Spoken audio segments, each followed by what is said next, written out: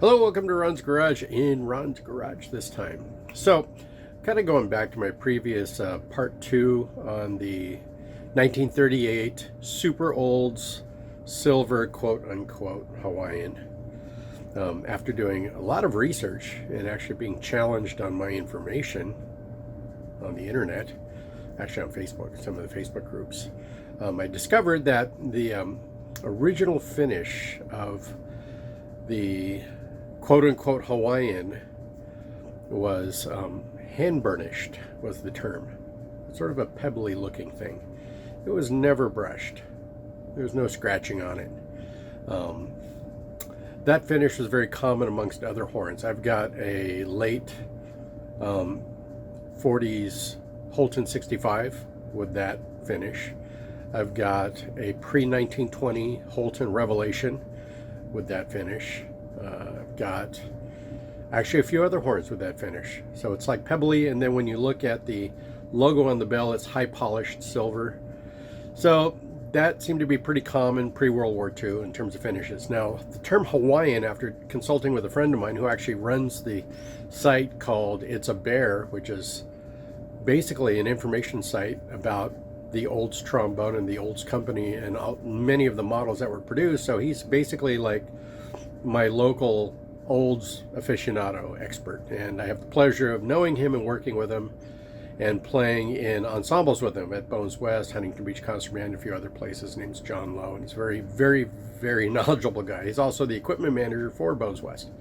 Anyway, what he basically said was, calling it the Hawaiian kind of makes sense, because if it was a horn used in Hawaii, it doesn't do well in humid weather to have it just brass and lacquered. It gets oxidized and moisture gets in and kind of messes things up. So the silver would make more sense to have in a tropical environment, so hence Hawaii. Now, that was purely speculation on his part, but the guy knows an awful lot about olds. A lot. Like, a lot.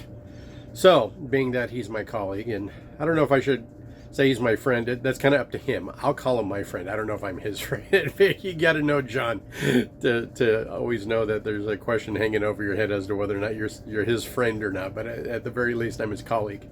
So I'm going to keep it. I'm going to keep it. It's here. You can see it's still kind of dull here. Here's the nickel. Here's the nickel here. It's nice and shiny. This is still kind of dull. This is still shiny nickel. This is still kind of dull. This is shiny nickel. This is still kind of dull.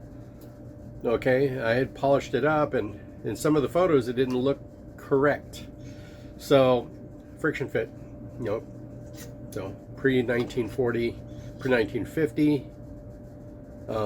But it sticks together pretty nice. And it may have been that the other day when I was playing the horn, I might have been tired and I didn't feel up to it. And let's not forget the beautiful gold plating on the inside of the bell. Also pretty common amongst horns made in the era of the early 1900s, 20s, 30s, and early 40s up to World War II. After that, design seemed to take a different direction in terms of the fashion of design of trombones. So the mouthpiece that came with this horn is a Olds 8 with an S by it. Now, I don't know if this was specifically designed for this horn. It's kind of interesting because part of the plating is worn off on that mouthpiece. But this is actually a pretty nice mouthpiece. I've got an Olds 1, which is kind of like the 6.5 AL of the Olds mouthpieces, and then the Olds 3, which is kind of like the 12C of the Olds mouthpieces.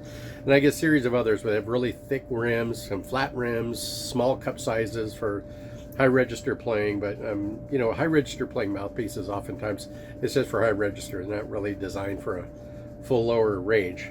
So I'm going to go ahead and give this another blow, and I'm going to demonstrate it for you on how it sounds, because it's shiny and dull, and shiny and dull, and shiny and dull, and shiny and dull. So this would fit the characteristics of the quote-unquote Hawaiian. So, okay, let me get something together for you, and we'll play a little demo for you. All right, I'm going to be doing excerpts, little lines of several different melodies here you've probably heard on many of my other videos.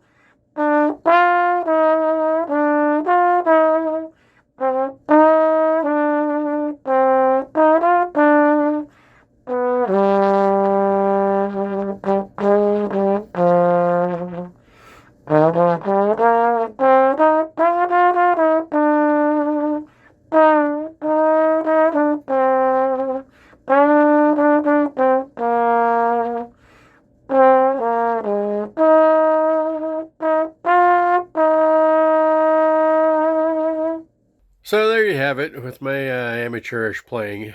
You get an idea that the horn plays really nice. Yeah, it's not quite as difficult as I assessed the first time around, but like I said, I think I was fatigued from just a full day Saturday of, trombone Christmas with 160 trombonists and, a 6 hour event. And then, of course, Sunday is church day and there's plenty to do then as well. So nonetheless, I'm going to keep it. I'm going to keep it. I was a little freaked out, in the beginning with it. And after exploring more information on it and working on the slide a little bit, because, there were some dings and things on the outer tube, and there's still a few, but the inner tubes, the fluted inside slides are still tremendously great. And then I'm going to work on getting that finish redone, at least the dull parts. I was talking to a friend of mine who knows a lot about refinishing horns and is familiar with that finish of those era of silver trombones. Well, my friend John with the It's the Bear website, that's his, and he said hand burnished. Hand burnished is one process, but the finish itself, from what I understand, was a process of a form of sandblasting. I think they could have either used sand or they could have used nutshells to create that lightly matte, or I call it pitted, because you can see that it's very fine, sort of a stippling type of effect on the horn, but not brushed, not scratched. So, so I'm exploring some options. I think I'm going to keep it for a while and see what I can do to push its restoration forward some more. But right now, it's actually probably one of the best of my friction fit trombones that plays right now, plays the best. The trouble with the friction fit every now and then is that both the male and female parts get confused as to what they are. No, I'm kidding. What they do is that they don't stay round, and sometimes there's air leaks. So, I tested it with a little Teflon tape, and that seemed to make a little bit of a difference. So, but no, I'm actually enjoying the horn quite a bit right now. So I'm going to hang on to it. If any of you are interested in it, I mean, you're more than welcome to chime in and say, yeah, I'd like it. What would you take for it? I'd have to think long and hard about that one. So I did put a semi-pretty penny into acquiring it, and I'm going to be putting some time into it, and I would expect something reciprocated fairly for that horn if I were to ever be made an offer I can't refuse. So anyway, at this time, I'm going to play it with a jazz band, play it with my ensembles, and have some fun with it for a little bit. So hit me up in February. Maybe I'll be tired of it then. I don't know, but I'm still planning to do a review video of my olds collection. I don't have every olds in the book, but I got quite a bunch. So predating the 1950s, the lineup, you have Ambassador, Special, Studio, Super. And then I have a couple I have the recording with the F attachment, the recording without the F attachment. I have the 547 opera. I've got the 551 opera. I've got the super bass. I've got the P24G bass, and a couple older ones. Prior to that, I have one with the Bear counterweight, and I've got another one where it has no counterweight, but it's got the Bear etched into the bell. So I've got a few olds that I would like to do a review on, and an LA Ambassador, and then a Fullerton Ambassador. So got quite a few. So stay tuned. I will add this to my review. I also have a few supers as well. A friction fit early super with the larger crayons on it, and the later supers with the more normal sized crayons, super without the fluted slides, super with the fluted slides. So I got some stuff. Okay, so that's the rabbit hole in hell that collectors like me live in. So anyway, stay tuned. Hope you enjoyed the video. This will conclude all three parts of the Super Olds Hawaiian silver trombone. And I hope you've enjoyed the journey I've been on with it. So feel free to chime in. Feel free to subscribe. Be one of my followers, because I'm always bringing content to the YouTube channel. All right? And thanks a bunch. And a lot of you have a lot of really, really kind things to say, and I really appreciate that. I really haven't had anything negative posted on my YouTube channel. It's just on some of the Facebook forums where people are feeling a little self-important in their knowledge. So I can accuse myself of being that as well. But here we go. Okay, so let's have some fun with this, and I will see you online. Bye-bye.